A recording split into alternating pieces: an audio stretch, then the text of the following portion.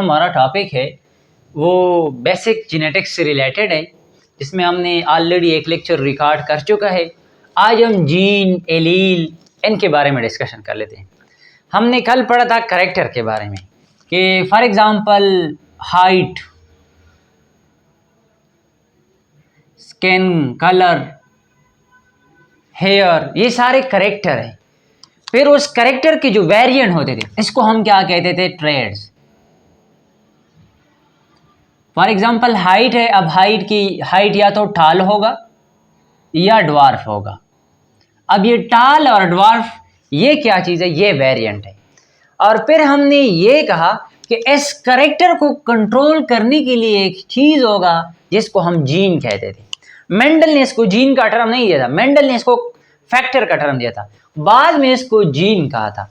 तो फिर हमने कहा कि जीन क्या चीज़ है कि फॉर एग्जांपल ये आपके पास एक सेल है, सेल के फॉर एग्जांपल ये न्यूक्लियस हम लेते हैं, सेल के अंदर ये वाला न्यूक्लियस है, न्यूक्लियस के अंदर फॉर एग्जांपल ये क्रोमोसोम है, फिर क्रोमोसोम के अंदर डीएनए होता है। फॉर एग्जांपल ये डीएनए, इसको हम बाहर निकाल देते हैं, ये फॉर एग्जांपल डीएनए है। अब डीएनए के ये एक एक सेगमेंट को हम क्या कहते हैं? जीन कहते हैं। ये एक सेगमेंट को हम क्या कहते हैं? जीन कहते हैं। A segment of DNA that specify a specific sequence of amino acid is called jeans.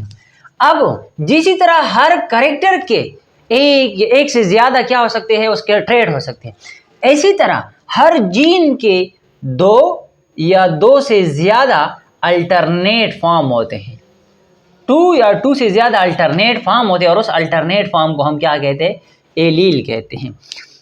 For example अब हाइट की दो एलील है, या तो वो टाल होगा या ड्वार्फ का। लेकिन कुछ इसी तरह जीन है जिसकी, या कुछ इसी तरह कैरेक्टर है जिसमें एक से ज्यादा एलील होते हैं, जिस तरह वेट या स्किन कलर, इनके दो से ज्यादा एलील है, दो से मोर देन टू एलील। और इस प्रोसेस को हम मल्टीपल एलीलिज्म कहते हैं, जिसमें एक जीन के दो से ज्यादा एलील होते हैं, जिसको मल्टीपल एलील कहते हैं। अब हर जीन के दो अल्टरनेट फॉर्म होते हैं, उस अल्टरनेट फॉर्म को हम क्या कहते हैं? एलील कहते हैं। क्या कहते हैं? एलील।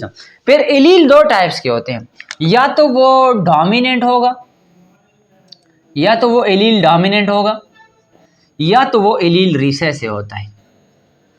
फॉर एग्जाम्पल, इसकी एग्जाम्पल अगर हम इस तरह ले लें, घर में भाई भी होते हैं और बहन भी होते हैं। भाई जो होंगे वो डोमिनेंट है बहनों पे, बहन जो है ये रिसेसिव है, मतलब मगलूब है। अब डोमिनेंट का मतलब, फॉर एग्जाम्पल हम ये एग्जाम्पल लेते हैं हाइट की। फॉर एग्जाम्पल हाइट एक कैरेक्टर है। अब उस हाइट के पीछे दो ट्रेड्स हैं, एक है टाल और एक है ड्वार्फ। इसके दो एलील है और इसके दो एलील है। अब ये दो एलील डोमिनेंट है, तो डोमिनेंट को हम कैपिटल लेटर से लिखते हैं, और रिसेसिव को हम क्या कर लेते हैं? स्मॉल लेटर से लिखते हैं। अब ये दो डोमिनेंट है, ये वाला एलील डोमिनेंट है, इसके ऊपर जो डोमिनेंट होगा इसको हम कैपिटल लिखते हैं, और जो रिसेसिव होगा उसको हम क्या लिखते हैं? स्मॉल लिखते हैं।